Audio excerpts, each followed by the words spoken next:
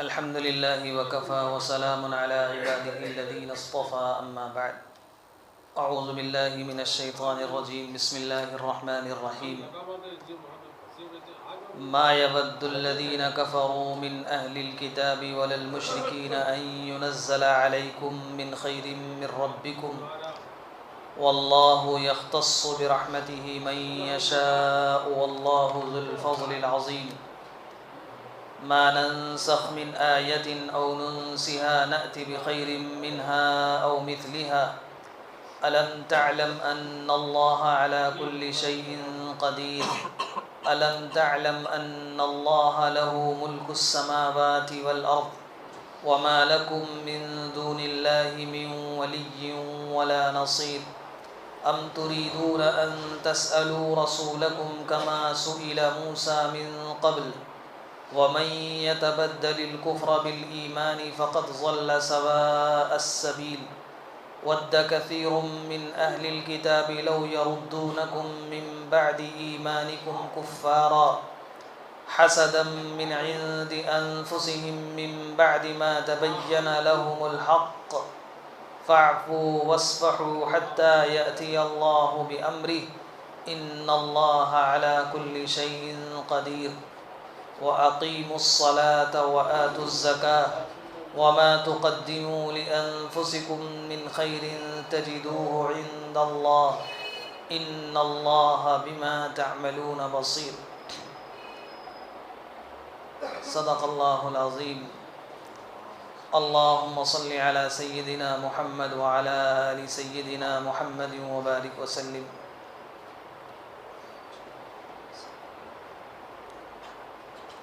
سورہ بقرہ کی آیت نمبر 105 سے 110 تک کی تلاوت کی گئی ہے۔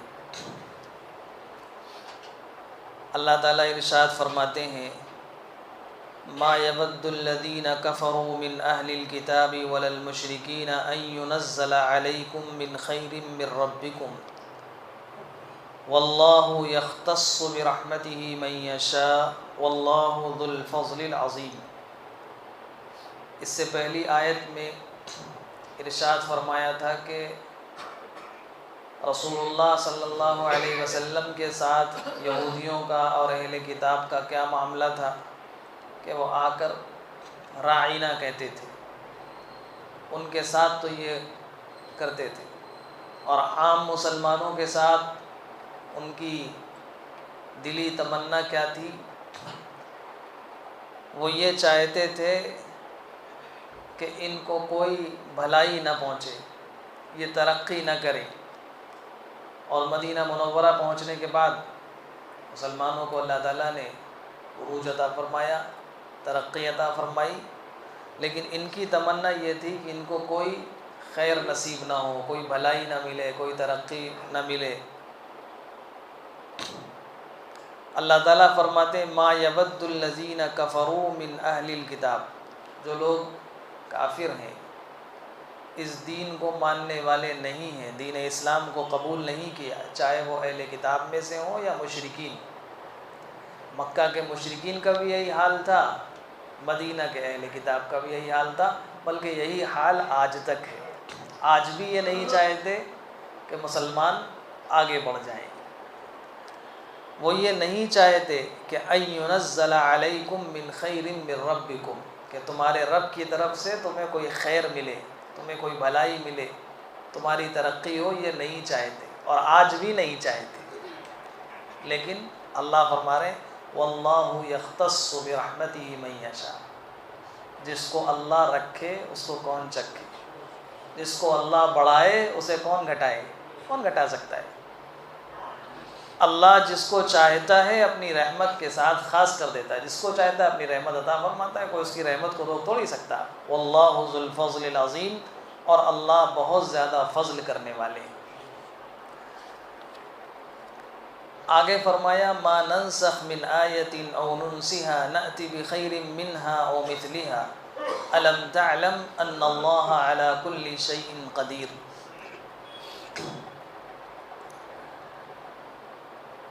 قرآن پاک میں ایسا ہوتا تھا کہ یہ جو دین اسلام ہمارے سامنے آج موجود ہے، ایسا نہیں ہے کہ جس وقت رسول اللہ صلی اللہ علیہ وسلم کو ان کی نبوت کا اعلان کیا گیا اسی وقت سارے احکام دے دیے گئے، بلکہ دھیمے دھیمے احکامات دیے گئے۔ بلکہ ایسا بھی ہوا کہ ابتدا میں کچھ اور حکم دیا گیا، پھر کچھ دنوں کے بعد وہ حکم ختم کر کے دوسرا حکم دے دیا گیا۔ اس کو کہتے ہیں نسخ۔ قانونی اسلامی قانونی زبان میں، اصطلاحی زبان میں اس کو کہتے ہیں نسخ، کہ پہلے کچھ اور حکم دیا جائے، بعد میں کچھ اور حکم دیا جائے۔ تو جب ایسا ہوتا تھا تو مدینہ منورہ کے یہود یہ آتے تھے اور کہتے تھے کیا بات ہے تمہارے، یہ تم کہتے ہو اللہ کے پاس سے یہ نبی آئے ہیں، اگر اللہ کے پاس سے آئے ہوتے تو یہ آج کچھ حکم دیتے ہیں، کل کچھ حکم دیتے ہیں۔ اس کا مطلب یہ اپنی طرف سے بنا کر پیش کرتے ہیں۔ اللہ کے پاس سے تو ایسا نہیں ہو سکتا ہے کوئی حکم آیا ہو اور وہ غلط ہو، بعد میں اللہ کو بدلنا پڑے۔ تو اس طرح سے آ کر مسلمانوں کے دلوں میں شکوک اور شبہات پیدا کر دیتے۔ اللہ پاک نے فرمایا کہ ہم نسخ کرتے ہیں۔ کس طرح سے تبدیلی ہوتی تھی؟ پہلے تو نسخ دو طرح کے ہوتا ہے، ایک اس طرح سے کہ اللہ تعالیٰ ایک شریعت کی جگہ دوسری شریعت بھیج دیں۔ جیسے پہلے نوح علیہ السلام کی شریعت تھی، بعد میں ابراہیم علیہ السلام کی شریعت آ گئی، پھر موسیٰ علیہ السلام کی شریعت آ گئی، پھر عیسیٰ علیہ السلام کی شریعت آ گئی، پھر ہمارے رسول اللہ صلی اللہ علیہ وسلم کی شریعت آ گئی۔ تو کبھی شریعت کو دوسری شریعت سے بدل دیتے ہیں اور کبھی ایک ہی شریعت کے اندر تبدیلی کر دیتے ہیں۔ جیسے اس دین کے اندر پہلے کچھ حکم دیا، بعد میں کچھ اور حکم دیا۔ تو تین طرح سے نسخ ہوتا تھا۔ پہلا نسخ یہ ہوتا تھا کہ حکم باقی ہو، لیکن اللہ نے کوئی آیت نازل فرمائی، وہ آیت ختم کر دی، لیکن اس کا حکم باقی ہے۔ ایسا بھی ہوا قرآن میں۔ رجم کا حکم آج بھی باقی ہے۔ اگر کوئی شادی شدہ مرد یا عورت زنا کر لے تو اسلامی قانون یہ ہے کہ اس کو پتھر مار مار کر ہلاک کر دیا جائے گا۔ اس کو رجم کا قانون کہتے ہیں۔ یہ قرآن پاک میں پہلے تھا، لیکن اللہ نے اس کی آیت کو منسوخ کر دیا۔ اب قرآن میں یہ آیت لکھی ہوئی نہیں ہے، لیکن حکم آج بھی باقی ہے۔ اگر کہیں اسلامی حکومت ہے، قرآنی قوانین ہیں، تو یہی حکم نافذ ہوگا وہاں۔ کبھی ایسا ہوتا ہے کہ قرآن کی وہ آیت تو باقی ہوتی ہے، لیکن حکم باقی نہیں ہوتا۔ آیت ہے، آیت کی تلاوت کی جا رہی ہے، لیکن حکم باقی نہیں ہے۔ ایسے قرآن پاک کی اسی سورہ بقرہ میں آگے آیت آ رہی ہے، کتب علیکم اذا حضر احدکم الموت ان ترک خیرا الوصیۃ للوالدین والاقربین بالمعروف حقا علی المتقین۔ قرآن پاک کی یہ آیت تو باقی ہے، لیکن اس کا حکم منسوخ ہے۔ اس آیت میں حکم دیا گیا ہے کہ اگر کسی کی موت کا وقت قریب ہو تو اس کے لیے لازم اور ضروری ہے، واجب ہے کہ وہ اپنے ماں باپ کے لیے اور اپنے رشتہ داروں کے لیے اپنے مال میں سے وصیت کرے۔ یہ وصیت کرنا واجب اور ضروری ہے۔ لیکن یہ آیت منسوخ، اس کا حکم منسوخ ہو گیا جب قرآن میں باقاعدہ وراثت کے مسائل کی پوری آیت نازل ہو گئی کہ اب اللہ تعالیٰ نے خود طے کر دیا۔ پہلے اللہ نے طے نہیں کیا تھا کہ کس وارث کو، کس رشتہ دار کو کتنا حق ملے گا، یہ جس کا مال ہے اس کے اوپر چھوڑ دیا گیا تھا، تم وصیت کر دو کس کو کتنا دینا ہے۔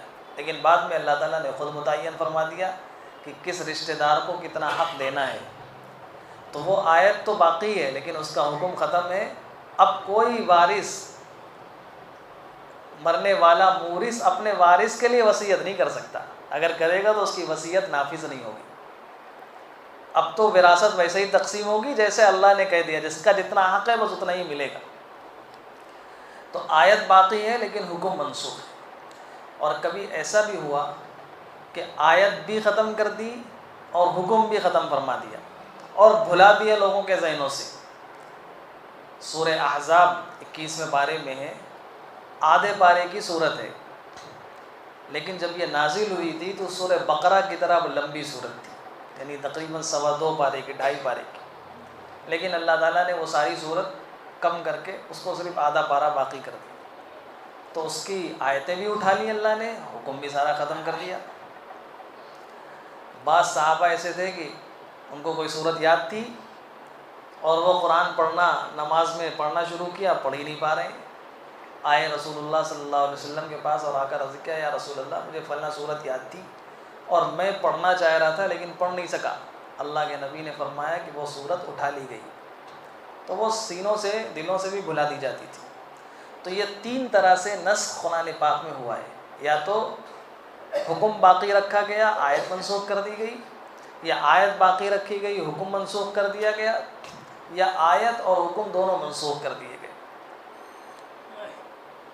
حضرت علی رضی اللہ تعالیٰ عنہ کے زمانے میں ایک شخص مسجد میں بیان کر رہے تھے۔ اصل میں آج تو لوگوں نے بیان کو بہت آسان سمجھ لیا ہے، اس کو تھوڑا بہت آ جاتا ہے، وہ مسجد میں بیان کرنے لگتا ہے کھڑا ہو کر، لیکن حضرات صحابہ اکرام کتنے محتاط تھے، اور یہ بیان کرنا مسجد کے ممبر پر بیٹھ کر یہ کتنی ذمہ داری کی بات ہے۔ ایک صاحب بیان کر رہے تھے، حضرت علی رضی اللہ تعالیٰ عنہ تشریف لائے اور پوچھا کیا کر رہے ہیں؟ لوگوں نے کہا بیان کر رہے ہیں۔ تو پوچھا ان سے، کیا تمہیں ناسخ اور منسوخ کا علم ہے؟ یعنی یہ جانتے ہو کہ قرآن پاک کی کون سی آیتیں منسوخ ہو چکی ہیں؟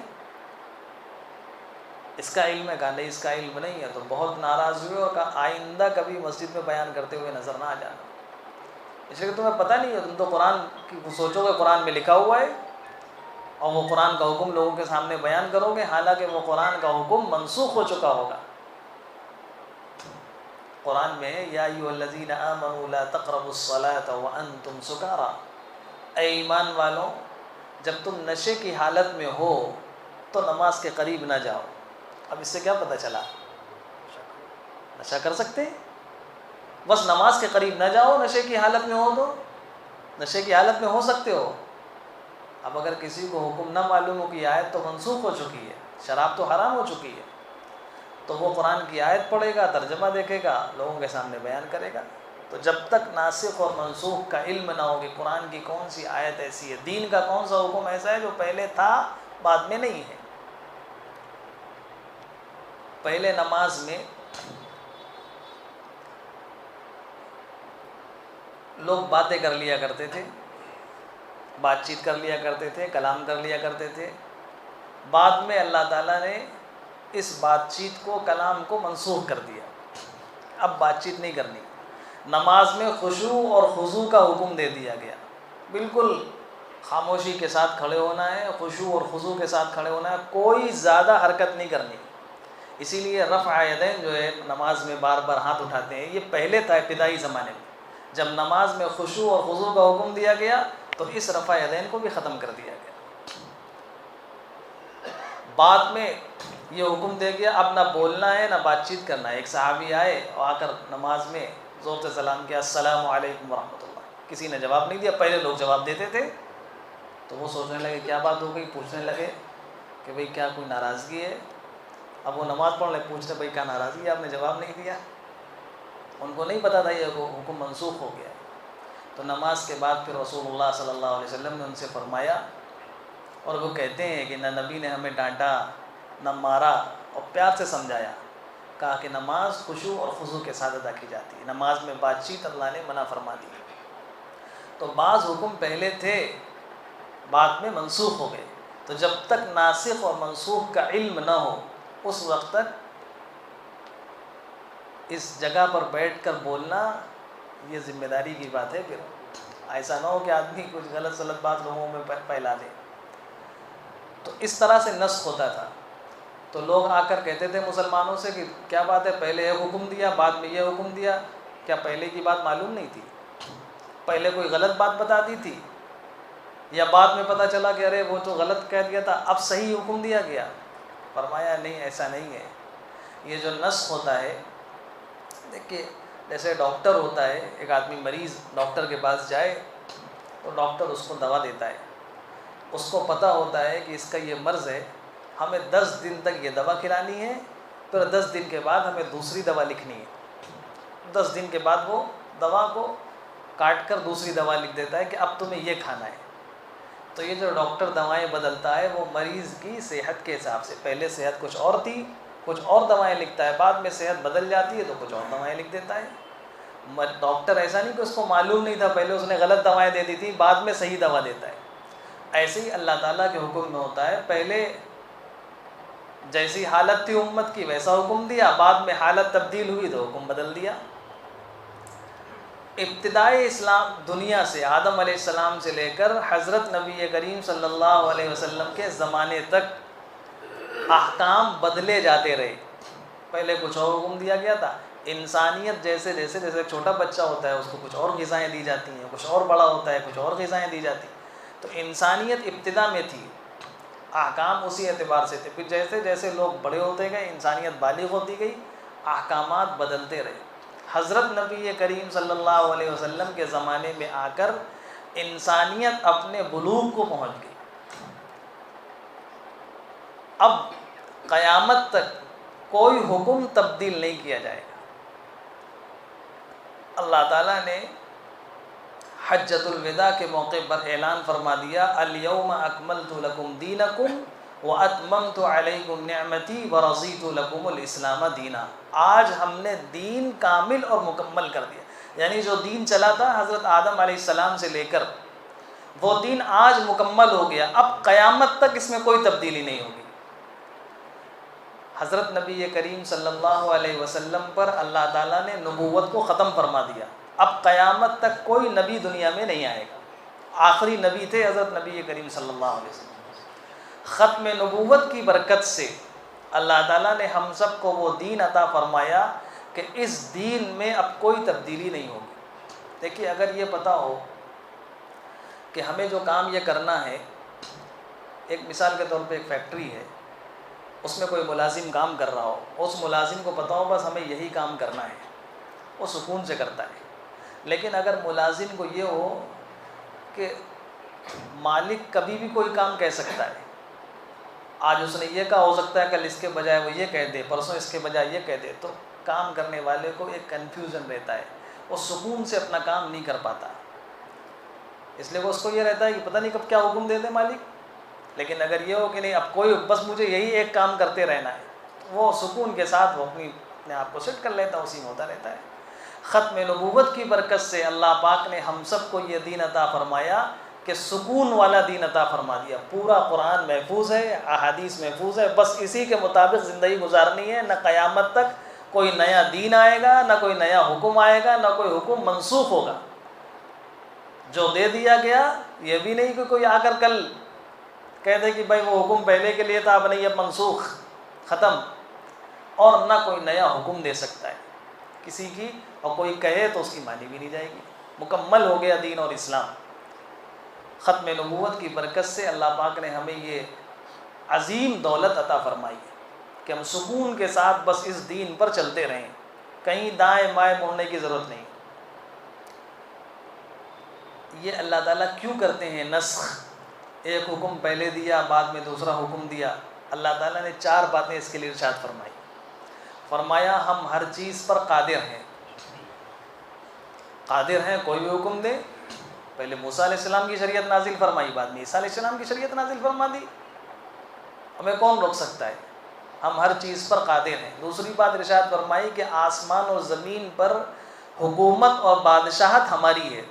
جب ہم حاکم ہیں تو حاکم کو اپنے محکوم کے بارے میں اختیارات ہوتے ہیں، جو چاہے وہ حکم دے۔ آج کچھ اور حکم دے دیا، کل کچھ اور حکم دے دیا، کون روک سکتا ہے اس کو؟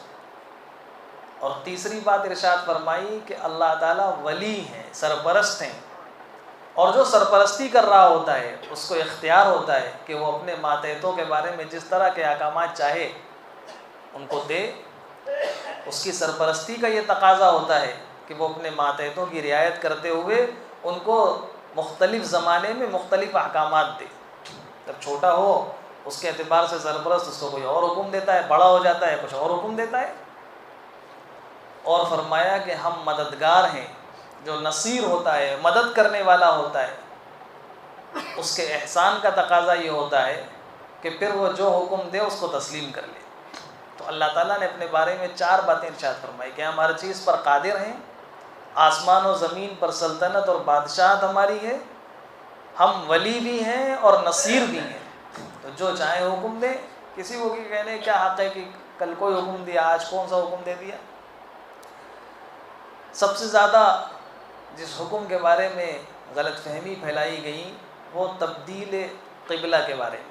مدینہ منورہ میں جب رسول اللہ صلی اللہ علیہ وسلم ہجرت فرما کر تشریف لے گئے، دیکھیے جب تک مکہ مکرمہ میں تھے 13 سالہ زندگی جو مکہ کی ہے وہ تو وہاں خانہ کعبہ موجود تھا، اور خانہ کعبہ بیچ میں، اس میں چاروں طرف جس رخ سے انسان چاہے نماز پڑھ سکتا ہے، جس طرف چاہے نماز پڑھ سکتا ہے، مشرق مغرب کسی بھی طرف آ کر۔ لیکن جب مدینہ منورہ پہنچ گئے وہاں تو اب ایک ہی رخ ہے۔ آپ جب تک مکہ مکرمہ میں تھے تو نماز اس انداز سے پڑھتے تھے کہ خانہ کعبہ بھی سامنے ہو اور قبلہ اول مسجد اقصیٰ بیت المقدس وہ بھی سامنے ہو، تو وہ اس رخ پر نماز پڑھتے تھے، خانہ کعبہ بھی سامنے ہو بیت المقدس بھی ہو۔ لیکن جب مدینہ منورہ چلے گئے وہاں کا ڈائریکشن بالکل الگ ہے، اگر خانہ کعبہ کی طرف رخ کریں گے تو ادھر پیٹھ ہو جائے گی بیت المقدس کی طرف، تو وہاں آپ نے بیت المقدس کی طرف منہ کر کے نماز ادا کی، خانہ کعبہ کی طرف رخ نہیں کیا، اور 16 مہینے تک اسی خانہ بیت المقدس کی طرف منہ کر کے نماز پڑھتے رہے 16 مہینے کے بعد۔ لیکن آپ دل سے یہ چاہتے تھے کہ ہمارا قبلہ خانہ کعبہ ہو جائے۔ 16 مہینے کے بعد اللہ تعالیٰ نے نمازی میں حکم فرمایا، اور آپ نماز میں ہی گھوم گئے۔ جو لوگ مدینہ منورہ جاتے ہیں، مسجد قبلتین وہاں ایک ہے، وہاں صحابہ نماز پڑھ رہے تھے، لوگوں نے جا کر کہا کہ قبلہ تبدیل ہو گیا ہے، تو سارے لوگ گھوم گئے۔ آج بھی وہاں دونوں قبلوں کے نشان بنے ہوئے ہیں، مسجد قبلتین۔ تو یہ جب خانہ کعبہ ہو گیا قبلہ اور لوگ خانہ کعبہ کی طرف رخ کر کے نماز پڑھنے لگے، تب بہت زیادہ یہودیوں نے، اہل کتاب نے شور مچایا کہ اس کا مطلب جو لوگ 16 مہینے سے ادھر نماز پڑھ رہے تھے ان کی نمازوں کا کیا ہوگا، پھر جو لوگ انتقال کر کے چلے گئے ان کی نمازوں کیا ہوگا، وہ نمازیں صحیح تھیں یا اب نمازیں صحیح ہیں؟ اس طرح کے سوالات کر کے لوگوں کو، ذہنوں کو شکوک اور شبہات میں مبتلا کرنا چاہا۔ اللہ نے فرمایا ہم جیسا چاہتے ہیں ویسا حکم دیتے ہیں، جب تک ہم نے چاہا ادھر منہ کر کے نماز پڑھوایا، جب چاہے ادھر منہ کر کے نماز پڑھوایا۔ خیر یہ تفصیل سے آگے دوسرے بارے میں مسئلہ آئے گا۔ فرمایا الم تعلم ان اللہ علی کل شیء قدیر، کیا تم جانتے نہیں کہ اللہ تعالیٰ ہر چیز پر قادر ہے؟ بے شک اللہ تعالیٰ ہر چیز پر قادر ہے۔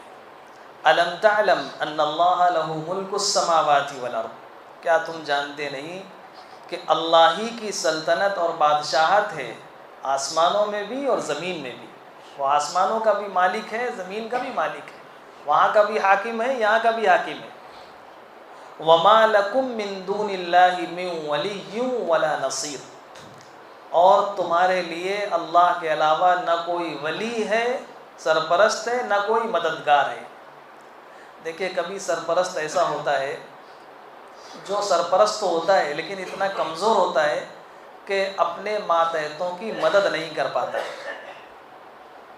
اللہ تعالیٰ ولی ہیں، سرپرست ہیں، طاقتور بھی ہیں، مدد بھی کرتے ہیں، نصیر بھی ہیں، ولی بھی ہیں، نصیر بھی ہیں، مدد بھی کرتے ہیں۔ کبھی مدد کرنے والا ایسا ہوتا ہے مدد تو کرتا ہے لیکن اس کا کوئی تعلق نہیں ہوتا۔ اللہ تعالیٰ ایسے مدد کرنے والے ہیں کہ مدد بھی کرتے ہیں، تعلق بھی ہے، ولی اور سرپرست بھی ہیں۔ پھر کبھی مدد کرنے والا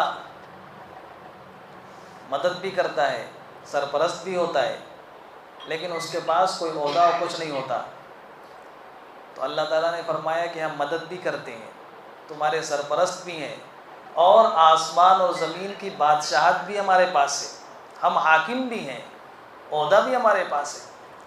اور کبھی ایسا ہوتا ہے کسی کے پاس عہدہ تو ہوتا ہے لیکن وہ مجبور ہوتا ہے، حکومت ہے کسی کے پاس، مجبور ہے، کل کسی اور نے کسی اور کو ووٹ دے دیا، اس کی حکومت ختم ہو جائے گی، دوسرے کی آ جائے گی۔ اللہ تعالیٰ نے فرماتے ہیں ہماری حکومت ایسی ہے کہ ہم ہر چیز پر قادر ہیں، کوئی ہمیں نقصان نہیں پہنچا سکتا، قدرت کے ساتھ، پوری طاقت کے ساتھ ہماری حکومت ہے۔ ایسے اللہ تعالیٰ ولی اور نصیر ہیں۔ پھر فرمایا ام تريدون ان تسألوا رسولكم كما سئل موسى من قبل ومن يتبدل الكفر بالإيمان فقد ضل سواء السبيل۔ یہود آ کر اور مکہ کے مشرکین یہ آ کر رسول اللہ صلی اللہ علیہ وسلم سے طرح طرح کے مطالبات کرتے تھے۔ مکہ کے لوگ آ کر کہتے تھے کہ آپ اگر نبی ہیں تو آپ ہمارے لیے کھجور اور انگور کے باغات بنائیے جس میں بیچ سے نہریں بہہ رہی ہوں، خوب اچھے اچھے مکانات بنوا دیجیے ہمارے لیے۔ کوئی کچھ آ کر کہتا تھا، کوئی کچھ آ کر کہتا تھا، کہتے تھے ہمیں اللہ تعالیٰ اور فرشتے دکھا دیجیے اترتے ہوئے۔ یہود کہتے تھے کہ جیسے موسیٰ علیہ السلام کے پاس ایک ساتھ پوری تورات آ گئی تھی، ایسے ہی قرآن بھی آپ پوری ایک ساتھ لے کر آئیے۔ تو اللہ تعالیٰ فرماتے ہیں کیا تم اسی طرح سے اپنے اس رسول سے بھی سوال کرنا چاہتے ہو جیسا تم نے موسیٰ علیہ السلام سے اس سے پہلے سوال کیا تھا؟ تفصیل سے گزر چکا موسیٰ علیہ السلام سے کیسے طرح طرح کے سوالات کیے تھے انہوں نے۔ وَمَن يَتَبَدَّلِ الْكُفْرَ بِالْإِيمَانِ فَقَدْ ضَلَّ سَوَاءَ السَّبِيلِ، اور جو کوئی ایمان قبول کرنے کے بجائے کفر میں لگا رہے تو وہ سیدھے راستے سے بھٹکا ہوا ہے۔ جب تمہیں معلوم ہے یہ حق ہے تو قبول کر لو بس۔ وَدَّ كَثِيرٌ مِّنْ أَهْلِ الْكِتَابِ لَوْ يَرُدُّونَكُم مِّن بَعْدِ إِيمَانِكُمْ كُفَّارًا حَسَدًا مِّنْ عِندِ أَنفُسِهِم مِّن بَعْدِ مَا تَبَيَّنَ لَهُمُ الْحَقُّ۔ غزوہ احد کے بعد جو دوسری جنگ ہوئی ہے مسلمانوں کی مکہ کے لوگوں سے، اس میں مسلمانوں کو شکست ہوئی بظاہر، اور 70 صحابہ کرام شہید ہو گئے، بہت سے لوگ زخمی ہوئے، خود اللہ کے رسول صلی اللہ علیہ وسلم کو زخم لگا، دندان مبارک شہید ہو گئے، چہرہ مبارک زخمی ہو گیا۔ تو مکہ کے اہل کتاب نے کہنا شروع کر دیا اگر تم حق پر ہوتے تو اللہ کی مدد تمہارے ساتھ ہوتی، شکست کیوں ہو گئی تمہیں، تم ہار کیوں گئے، اس کا مطلب تم حق پر نہیں ہو۔ اس طرح سے مسلمانوں کے دل میں شکوک اور شبہات پیدا کیے۔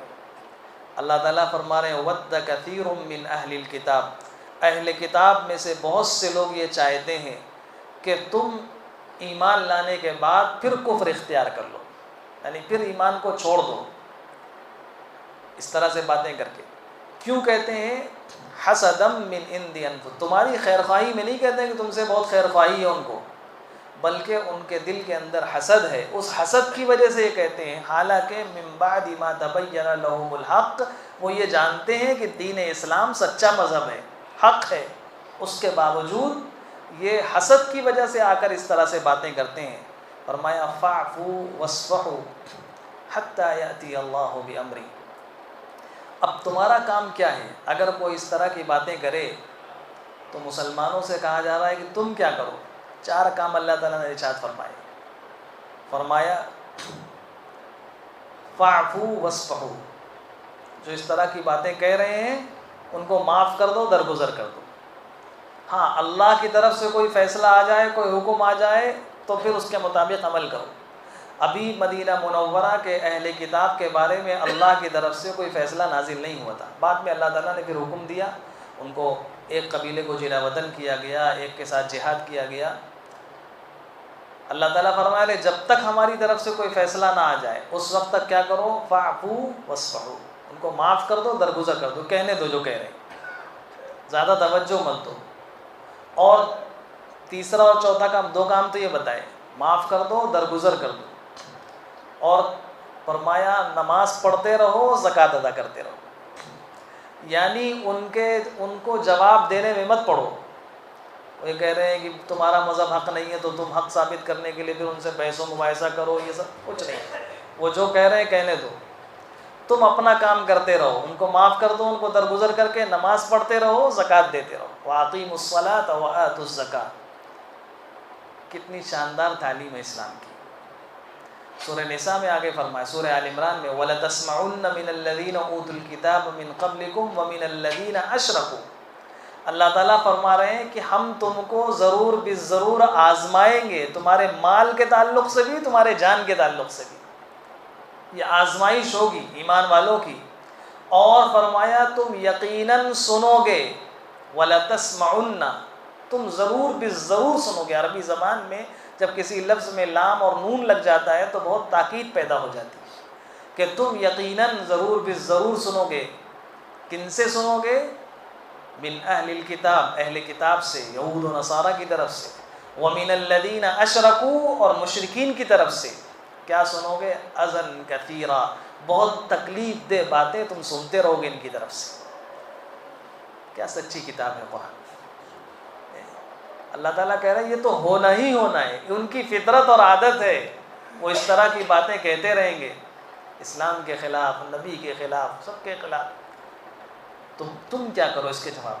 فرمایا وَإِن تَصْبِرُوا وَتَتَّقُوا فَإِنَّ ذَلِكَ مِنْ عَزْمِ الْأُمُورِ، تم صبر کرو اور تقوی اختیار کرو، اپنے آپ کو گناہوں سے بچاؤ، یہ ہے کرنے والے زبردست کام، عزم الامور، پختہ کام یہ ہے، یہ کرو۔ کوئی اس طرح کا بھونکنے لگے، الٹی سیدھی باتیں کہنے لگے، اس کے جواب دینے کے چکر میں مت پڑو، اپنا کام جو ہے وہ کرو۔ یہاں فرمایا 4 چیزیں، فاعفوا واصفحوا، معاف کر دو، درگزر کر دو، ان کو ان کے حال پہ چھوڑ دو۔ تمہارا کام کیا ہے؟ واقیموا الصلاۃ وآتوا الزکاۃ، نماز قائم کرو، زکوٰۃ ادا کرو۔ قرآن پاک میں بار بار نماز اور زکوٰۃ اس کا حکم دیا گیا ہے۔ مفسرین نے لکھا ہے کہ نماز اور زکوٰۃ دراصل یہ 2 عنوان ہیں۔ نماز کہہ کر حکم یہ دیا گیا ہے کہ جتنی بدنی عبادتیں اللہ کی طرف سے تمہارے اوپر ہیں ان تمام عبادتوں کو انجام دو۔ ایسا نہیں کہ صرف نماز پڑھو، مال کی زکوٰۃ ادا کرو، باقی روزہ نہ رکھو، قرآن کی تلاوت نہ کرو، یہ سب نہیں۔ واقیم الصلاۃ یہ ایک عنوان ہے، اس عنوان کے تحت بدنی جتنی عبادتیں ہیں، اپنے بدن سے جو تم کچھ کرتے ہو، جسم سے جو ساری عبادتیں کرتے ہو، وہ ساری عبادتیں انجام دو۔ اور وآتوا الزکاۃ، اپنے مال سے جتنی عبادتیں کرتے ہو، مالی عبادتیں انجام دو، بدنی عبادتیں بھی انجام دو، مالی عبادتیں بھی انجام دو، اپنے آپ کو اللہ کی فرما برداری میں لگا دو، لوگوں کے کہنے کے، ان کے جوابات کے چکر میں مت پڑو۔ وہ تو یہی چاہتے ہیں کہ لوگ جواب دیں، ہنگامہ ہو، ہماری بات اور آگے بڑھے، اس کو وہیں دفن کر دو، خود بخود یہ سب دفن ہو جائیں گے۔ یہ قرآن کی تعلیمات ہیں، اللہ پاک ہم کو ان تعلیمات پر عمل کی توفیق عطا فرمائے۔ فرمایا فاعفوا واصفحوا حتی یأتی اللہ بامرہ ان اللہ علی کل شیء قدیر، اور سنو اللہ تعالیٰ ہر چیز پر قادر ہیں۔ ایسا نہیں ہے کہ کوئی کچھ کہہ دے، اللہ کے نبی کی شان میں کوئی گستاخی کر دے اور اللہ کو پتہ نہیں ہوگا، اور پھر اللہ کو معلوم ہونے کے بعد اللہ تعالیٰ ایسے ہی ڈھیل دیے پڑے چھوڑ دے رہے ہیں۔ کہ اللہ تعالیٰ قادر نہیں ہے کہ گرفت کر لیں؟ اللہ تعالیٰ فرما رہے ہیں ہم بالکل قادر ہیں، ہم جو چاہیں کر سکتے ہیں، مصلحت ہے ان کی، جب تک کسی کو ڈھیل دیے وہ ڈھیل دے رہے ہیں۔ ان اللہ علی کل شیء قدیر، اللہ ہر چیز پر قادر ہے، پوری قدرت اللہ کو حاصل ہے، اختیار حاصل ہے۔ وَأَقِيمُوا الصَّلَاةَ وَآتُوا الزَّكَاةَ، تمہارا کام کیا ہے؟ نماز ادا کرو، زکوٰۃ دو۔ ہم نے بتایا نماز سے مراد جتنی بدنی عبادتیں ہیں وہ پوری کرو، اور جتنی مالی عبادتیں ہیں وہ کرتے رہو۔ وَمَا تُقَدِّمُوا لِأَنفُسِكُم مِّن خَيْرٍ تَجِدُوهُ عِندَ اللَّهِ، اور تم جو کچھ بھی نیکی بھلائی کرو گے، من خیرن، چھوٹی سی چھوٹی بھلائی بھی کرو گے، تجدوہ عند اللہ، اللہ کے پاس پالو۔ عام طور سے ہم لوگ ایک جملہ بولتے ہیں، نیکی کر دریا میں ڈال، نیکی کر دریا میں ڈال، یہ کہنا چاہیے نیکی کر اللہ کے خزانے میں ڈال، تجدوہ عند اللہ، اللہ کے یہاں ملے گی۔ جو نیکی کریں گے ہم، ایسا نہیں ہے کہ وہ دریا میں ڈال دیا ختم ہو گئی بہہ گئی، اس کا کوئی ٹھکانہ نہیں ہے۔ نہیں، ہم چھوٹی سی چھوٹی نیکی بھی کریں گے، راستے سے ایک چھوٹا سا پتھر اگر پڑا ہو جو لوگوں کو تکلیف پہنچا سکتا ہو، اور کسی نے اپنے پیر سے اس کو کنارے کر دیا تاکہ لوگ اس سے چوٹ نہ کھا جائیں، اس چھوٹی سی نیکی کو بھی اللہ تعالیٰ محفوظ رکھیں گے، اور جب ہم اللہ کے پاس جائیں گے وہ نیکی بھی ہمیں نظر آئے گی۔ تجدوہ عند اللہ، تم اللہ کے پاس اس کو پالو گے، جو نیکی کرتے ہو اللہ کے پاس پالو گے۔ وما تقدموا لانفسکم من خیر تجدوہ عند اللہ ان اللہ بما تعملون بصیر۔ اس لیے چھوٹی چھوٹی نیکیوں کو حقیر نہیں سمجھنا چاہیے، یہ جمع ہوتے ہوتے جب اللہ کے پاس جائیں گے بہت بڑھ جائیں گے، اور پھر اللہ تعالیٰ نیکیوں کی پرورش کرتے ہیں، بڑھاتے رہتے ہیں نیکیوں۔ ہم نے چھوٹی سی نیکی کی، اللہ تعالیٰ اس کو بڑھاتے رہتے ہیں، قیامت تک کتنی بڑھ جائے گی نہیں معلوم، جب انسان وہاں پہنچے گا تب پتہ چلے گا۔ اس لیے جو بھی نیکی کا موقع ملے اس کو کر ڈالنا چاہیے۔ ان اللہ بما تعملون بصیر، اللہ تعالیٰ تمہارے تمام کاموں سے باخبر ہے۔ یہ وعید بھی ہے آیت، وعدہ بھی ہے، یعنی انسان اگر اچھے کام کر رہا ہے، اللہ تعالیٰ ہمارے سارے کاموں سے باخبر ہے۔ ہم نے چھپ کر بالکل تنہائی میں کوئی نیکی کا کام کیا ہے، ایسا نہیں کہ اللہ کے ریکارڈ میں نہیں لکھا گیا، وہ بھی لکھا جائے گا۔ اور چھپ کر تنہائی میں کسی نے نہیں دیکھا کوئی گناہ کیا وہ بھی لکھا جائے گا۔ تو یہ وعدہ بھی ہے، وعید بھی ہے۔ ان اللہ بما تعملون بصیر، اللہ تعالی ہمارے تمام کاموں سے باخبر ہے۔ اللہ پاک ہم سب کو عمل کی توفیق عطا فرمائے۔ دعا فرمائے۔ الحمدللہ رب العالمین،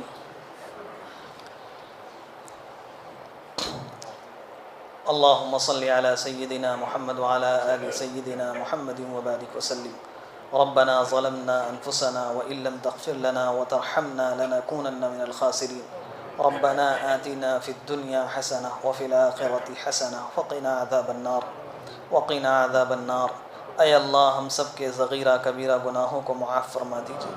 اے اللہ ہم سب کے صغیرہ کبیرہ گناہوں کو معاف فرما دیجیے۔ اے اللہ نیکی اور تقوی والی زندگی نصیب فرمائیے۔ برائیوں سے، نافرمانیوں سے ہم سب کی حفاظت فرمائیے۔ برائیوں سے اور نافرمانیوں سے ہم سب کی حفاظت فرمائیے۔ اپنی فرما برداری والی زندگی نصیب فرمائیے۔ اپنی فرما برداری والی زندگی نصیب فرمائیے۔ اے اللہ زندگی کا بڑا حصہ آپ کی ناراضگی میں گزرا ہے، آپ کو ناراض کرنے میں گزرا ہے۔ اے اللہ آپ نے فرمایا ان اللہ بما تعملون بصیر، بے شک آپ سب کچھ دیکھ رہے ہیں۔ اے اللہ ہم نے تنہائی میں آپ کو ناراض کیا، مجمع میں آپ کو ناراض کیا، لوگوں کے سامنے بھی آپ کو ناراض کیا۔ اے اللہ دن کو بھی گناہ کیے ہیں، راتوں کو بھی گناہ کیے ہیں۔ اے میرے مالک ہم سب کے گناہوں کو معاف فرما دیجئے، ہم سب کے گناہوں کو معاف فرما دیجئے، غلطیوں کو درگزر فرما دیجئے، ہماری نیکیوں کو حسنات میں مبدل فرما دیجئے، ہماری نیکیوں کو حسنات میں مبدل فرما دیجئے۔ اے اللہ آپ ہر چیز پر قادر ہیں، آپ ہر چیز پر قادر ہیں۔ آسمان و زمین میں بادشاہت اور حکومت آپ کی ہے۔ آپ ولی ہیں، آپ نصیر ہیں، مدد کرنے والے ہیں۔ اے اللہ ہم کمزوروں کی مدد فرما دیجئے، ہمارے ولی اور سرپرست بن جائیے۔ اے اللہ ہمارے ولی اور سرپرست بن جائیے۔ اے اللہ ہم سب کو اچھی زندگی نصیب فرما دیجئے۔ اے اللہ ہم چاہتے ہیں نیک بن کر تقوی والی اور آپ کے محبوب کی سنتوں والی زندگی گزاریں، لیکن نفس اور شیطان ساتھ لگا ہوا ہے۔ اے اللہ صبح کو توبہ کرتے ہیں، شام کو توبہ ٹوٹ جاتی ہے۔ ایک قدم آپ کی طرف بڑھاتے ہیں، شیطان 10 قدم پیچھے کھینچ لیتا ہے۔ اے مالک اپنے فضل و کرم سے ہم سب کو نیک بنا دیجئے۔ اے اللہ ہم خود سے نیک نہیں بن سکتے، لیکن میرے مالک آپ تو ہم کو نیک بنا سکتے ہیں، آپ تو اپنا محبوب بندہ بنا سکتے ہیں۔ اے اللہ ہم سب کو اپنا محبوب بنا لیجئے، اپنا محبوب بنا لیجئے۔ اے اللہ آپ کے نیک بندے دنیا میں اپنی نیکیاں آپ کے سامنے پیش کر کر آپ سے دعائیں کرتے ہیں۔ اے اللہ آپ کے محبوب نے فرمایا بنی اسرائیل کے وہ 3 بندے جو پہاڑ میں گر گئے تھے، انہوں نے اپنی نیکیاں پیش کر کے آپ سے دعائیں مانگی، آپ نے ان کی مصیبتوں کو ٹال دیا۔ اے میرے مالک ہم ایسے گناہ گار ہیں، ہمارے پاس کوئی نیکیاں نہیں ہیں۔ اے اللہ ہمارے دامن گناہوں کے کنکر اور پتھر سے بھرے ہوئے ہیں، گناہوں کے سوا ہمارے پاس کچھ نہیں۔ اے مالک ہم گناہوں کے یہ کنکر اور پتھر اپنی جھولیوں میں لے کر آئے ہیں۔ اے مالک اس کو نیکیوں کے ہیرے اور جواہرات سے بدل دیجئے، اس کو نیکیوں کے ہیرے اور جواہرات سے بدل دیجئے۔ اے اللہ ہماری زندگیوں میں نیکیاں داخل فرما دیجئے، اپنا بنا لیجئے۔ اے مالک اپنا بنا لیجئے، نفس اور شیطان کے حوالے مت کیجئے۔ اے اللہ اے اللہ اے اللہ آپ کا پاک کلام ہمیشہ باقی رہنے والا ہے، آپ کا دین ہمیشہ باقی رہنے والا ہے۔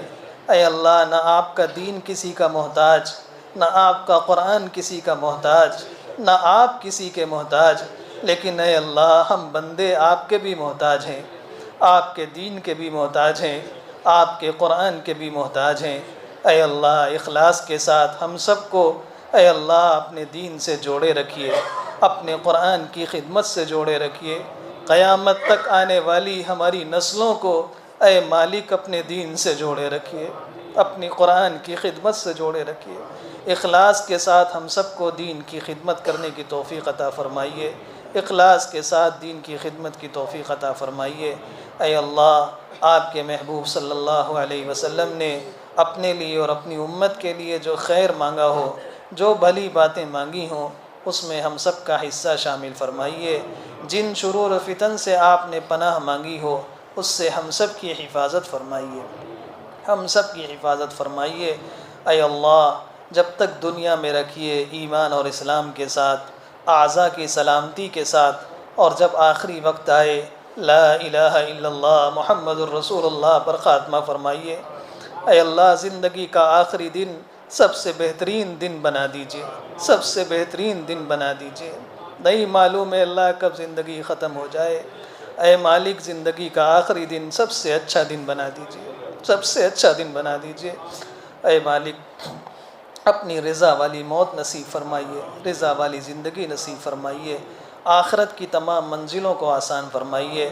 ہماری دعاؤں کو اپنے فضل و کرم سے اپنے آخری اور پیارے محبوب جناب محمد الرسول اللہ صلی اللہ علیہ وسلم کے صدقے اور طفیل میں قبول فرمائیے۔ ربنا تقبل منا انک انت السمیع العلیم وتب علینا انک انت التواب الرحیم برحمتک یا ارحم۔